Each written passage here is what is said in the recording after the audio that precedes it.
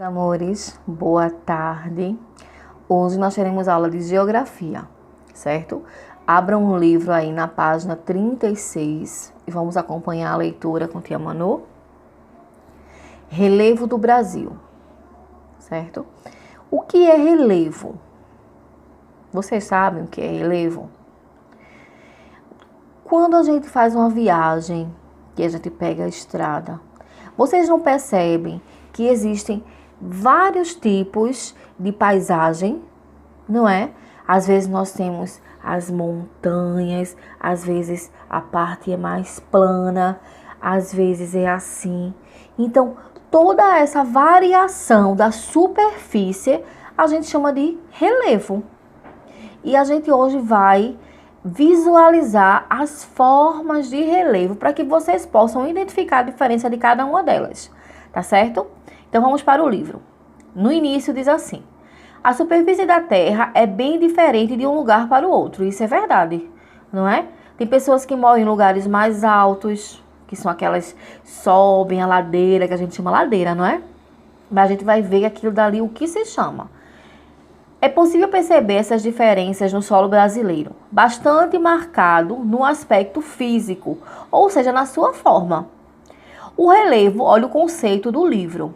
Tia Manu acabou de explicar, mas bora ver o que é que o livro diz, o conceito.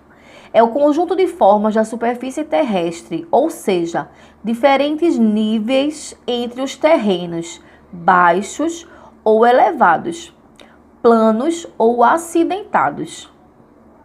Aprenda uma palavrinha que a Manu vai ensinar agora. Quando a gente fala erosão, tudo que tem a ver com erosão é como se fossem os buracos que a gente chama, não é? É o solo desgastado, tá certo? A gente vai estudar isso na outra matéria, que a gente vai estudar sobre o solo em ciências, certo? Mas, como a gente está estudando relevo, também tem a ver, tá bom? Então, ó, no livro de vocês estão vendo aí o mapa do relevo do Brasil.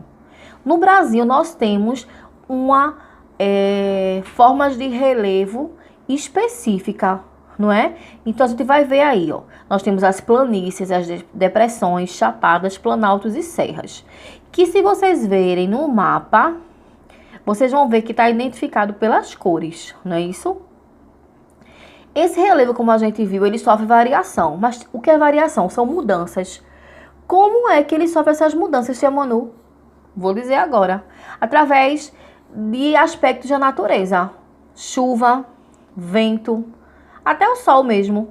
Então, todo esse conjunto faça com que eles sofram variações, tá certo?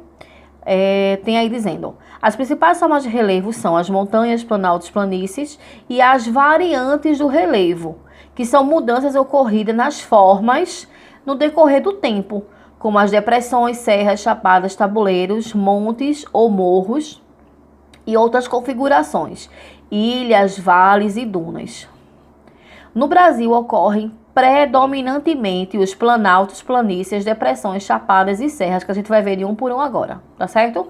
Então, bora lá? Tia Manu vai colocar a imagem e vai dizer o que é cada um, tá certo? O primeiro, que vocês estão vendo aí, tá vendo a imagem? Planaltos. São superfícies planas ou levemente onduladas que se estendem em terrenos elevados. Estão vendo aí, minha gente? E a maioria do relevo brasileiro é formado por planaltos. Então, ele é alto, não é isso? Os mais importantes são, tem aí, ó, Planalto das Guianas, Planalto Brasileiro, Atlântico e Meridional. Agora nós vamos ver as planícies. Vamos lá? São grandes extensões de terras planas ou levemente onduladas com baixas altitudes. As planícies é quando a gente vê esses campos, não é? Tudo plano são as planícies. Depressões são áreas baixas, rebaixadas em relação ao nível do mar, ou áreas vizinhas. Algumas principais depressões brasileiras são ao norte e ao sul amazônica. E aí nós temos os lugares onde a gente pode encontrar essas depressões. Vocês estão vendo aí que é como se o nível do mar tivesse além delas, elas ficam mais embaixo, Por isso que é depressão, certo? Para baixo. As chapadas. As chapadas, elas são planas, mas elas são muito altas, certo? A parte plana dela é como se fosse em cima de uma montanha, muito alta. Bora ler aí o que é que diz. Olha a imagem aí das chapadas. São geralmente planas com altitudes elevadas e lados que podem apresentar diferentes inclinações, certo? Então aí também tem algumas das nossas chapadas. Finalizando do livro, nós temos serra, que são áreas elevadas e acidentadas formadas por rochas da natureza, não é isso? Então, aí nós temos as serras do mar, da Mantiqueira, e são as principais do nosso país.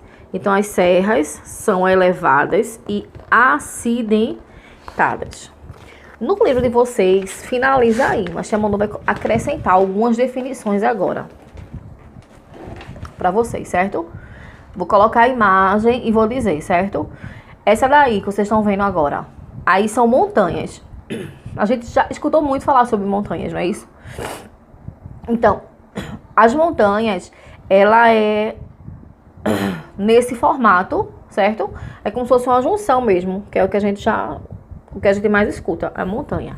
E monte também é como se fosse a mesma coisa, a variação é só do nome, monte e montanhas. Agora, um conjunto de montanhas, muitas montanhas juntas, a gente chama de cordilheira, certo?